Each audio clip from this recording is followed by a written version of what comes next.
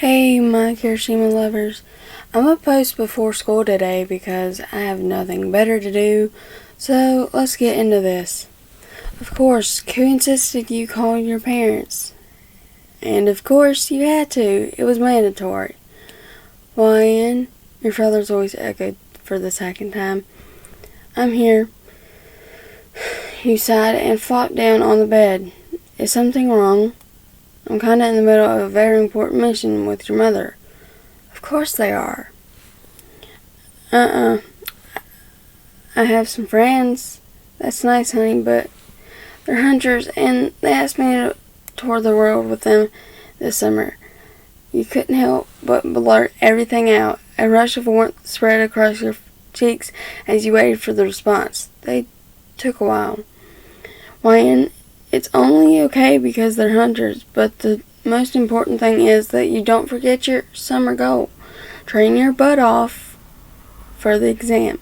Your mother was the one speaking, your dad's battle cry echoing in the background. Before you could respond, she hung up, leaving you dumbfounded. That was them, though. You sighed and stood up, hopping off the bed lightly. Everyone was downstairs playing Mario Kart intensely. Kurapika had refused to join in, but the group only agreed if he took someone's place if they came 12th. After fixing your tea, you headed downstairs already hearing death threats in vulgar language. Goku! Poor Lero! Dangyosen! What was that? I'm on the road, Leo! Coo, take the wheel! I have my own wheel to worry about! Excuse me, the Queen of Mario Kart has arrived. You announced your presence as you walked into the TV room.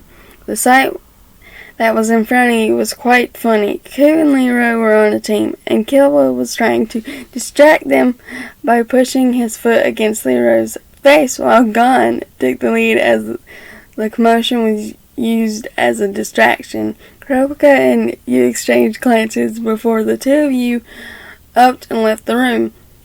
Do you have your bags packed and your parents okay? Kurapika followed you upstairs. He seemed surprised when you headed for Koo's room, but let a soft smile slip onto his face when you appeared with a suitcase already packed. Of course, your cousin packed for you. After failing to stand your ground, Kurapika grabbed your suitcase to bring it downstairs to where World War had begun. The blimp's leaving in 40 minutes! Mama Pika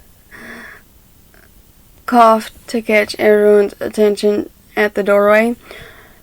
Trusting my family with a group like you guys. Koo paused to stare each individual male down. The air was tense as the group listened. It's easy for people like our parents. Let's party every night.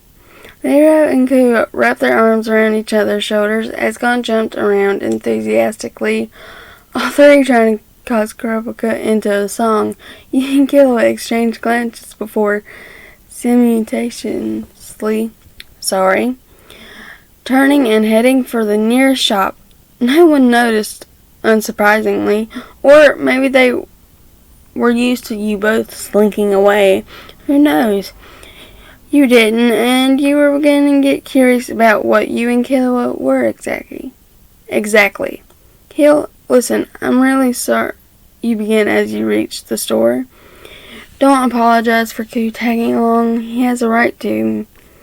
He would have to go on a summer vacation on his own otherwise. Killua flicked through some magazine that had Heaven's Arena plastered on the front. Yeah, okay. You sighed and went to look for some food that would last during the blimp ride. Your attempt at a joking conversation about how embarrassing your brother hadn't gone well. Besides, we like you more anyway.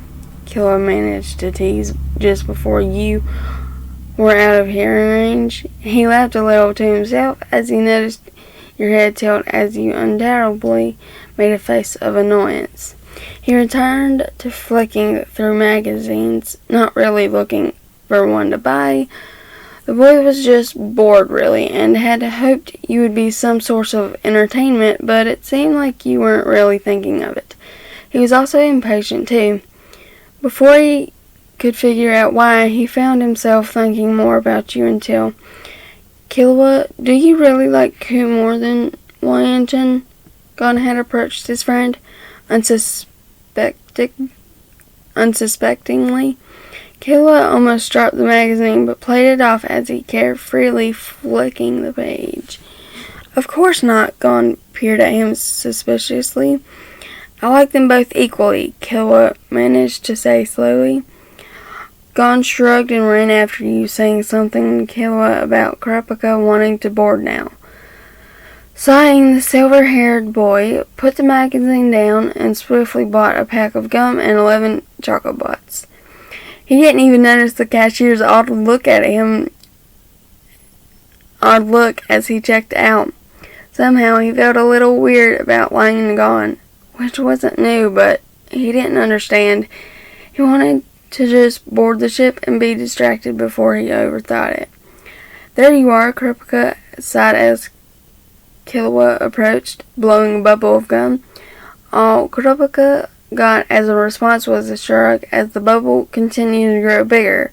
He was momentarily shocked as the bubble popped thanks to someone's literally sticky finger. Cola flavor? Not like you, Kills. He annoyingly pulled the gum off his eyelashes, and his face degraded by the sight of you sucking the tip of your finger. You seemed displeased with the flavor. Did you expect me to buy your own flavor? Miss, I only buy one kind and one kind only, he growled, honestly feeling a little irked. Dang. You stuck your tongue out at him before being pushed by Kurapika onto the stairs leading to the blimp's door. How long is this ride anyway? Ku was asking as you stepped into the lounge area. The lounge area consisted of half the blimp's width and was easily the biggest room. There were leather couches, tables, and a small bar in the corner. The entire round portion of the room was a window with not much to look out at. Nero thought for a second before looking around for a leaflet to answer Ku. The place you were all traveling to first was a dream island for holiday enthusiasts like Ku. Maybe Ku was the reason it was the first stop. Who knows? You phased out of the conversation, choosing to survey the area. This trip meant the world to you.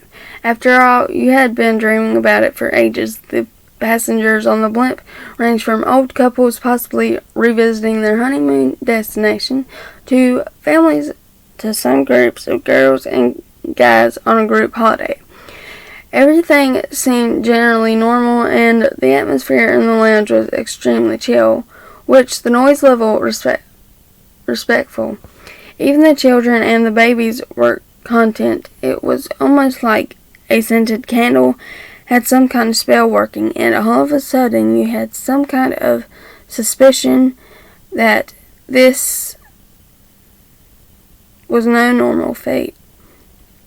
Do you sense something too? Killua's voice was hushed as he stood beside you, glancing around the room. You nodded. He continued speaking, his tone testing. It feels like a warm, vicious fluid at rest. Nin! You snapped up to meet his gaze as the answer came to you. He nodded before putting a finger to his lips. Whoever is doing this is probably someone that's stressed out. So we should leave them be. You interrupted him, and he looked annoyed. However, you raised an eyebrow. They're not doing any harm, really. Kind of doing us a favor. Who wants to start their holiday with a few hours of on a blimp with a bunch of crying babies and future drunkards? Killua didn't even reply and glanced at you once more before walking off towards the door to the hallway. He's probably going to skateboard or to find Gon. You turned and walked back to Ku and Leroy, who were still talking about the blimp ride. It was the second time you had annoyed Killua today. Have you ever been to Philia before? who already had an alcoholic beverage in his hand, and you sniffed it when his head was turned. Of course, Sprite with a dash of vodka. Where was worse, vodka with a dash of Sprite. Honestly, you thought, when those two got together, there was just no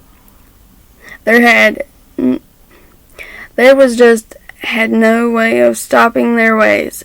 Pretentious, yet humorous ways. A small giggle managed to escape your lips, but before you managed to escape, before either man turned to see you.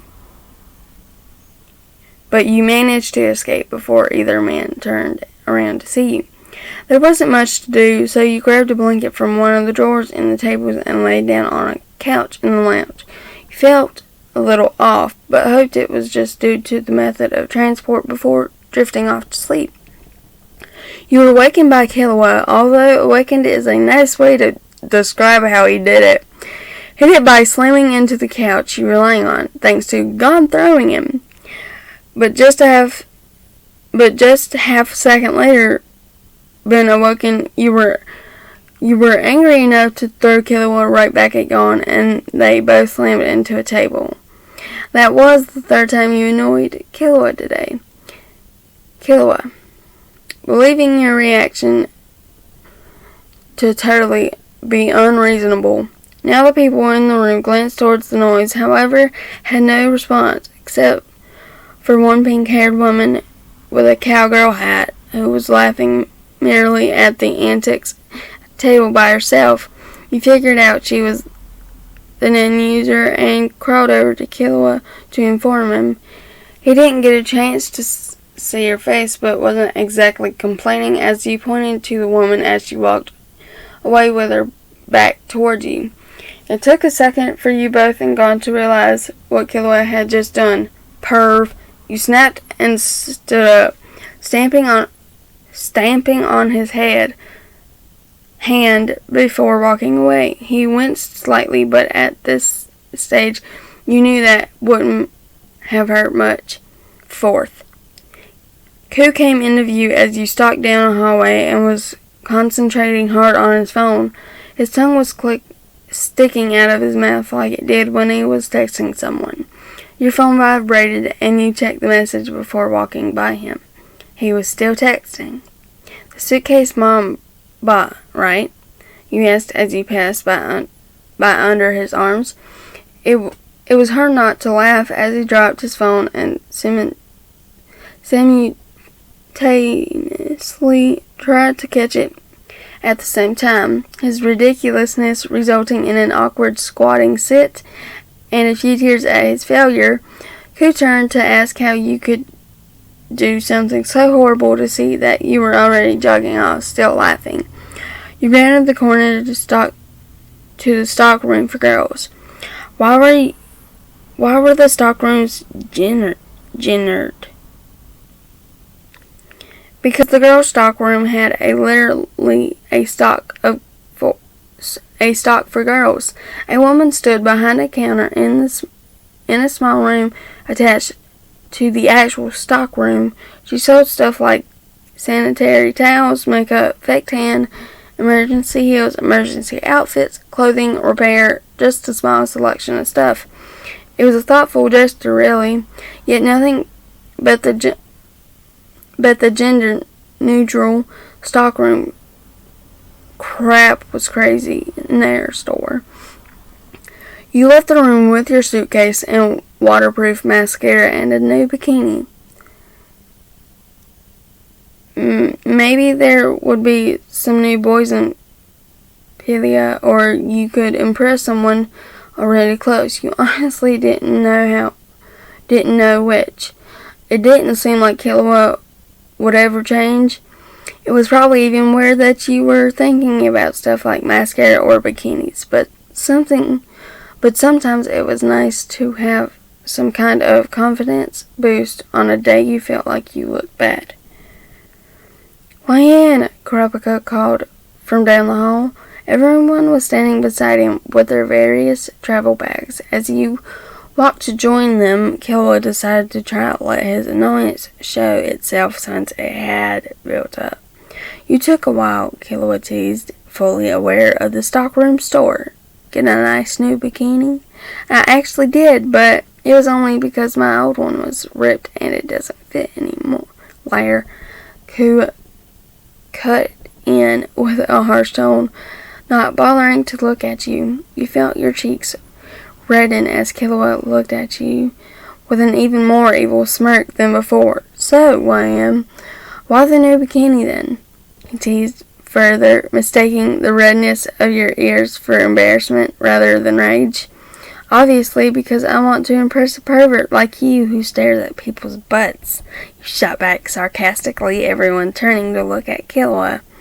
You were tired of how difficult he was today. His eyes were wide open, and he retreated to walk beside Gon as the group exited the blimp. Today, you and him were just out of sync, he thought. It wasn't silent for long, though, as the group stepped off the blimp a few seconds later.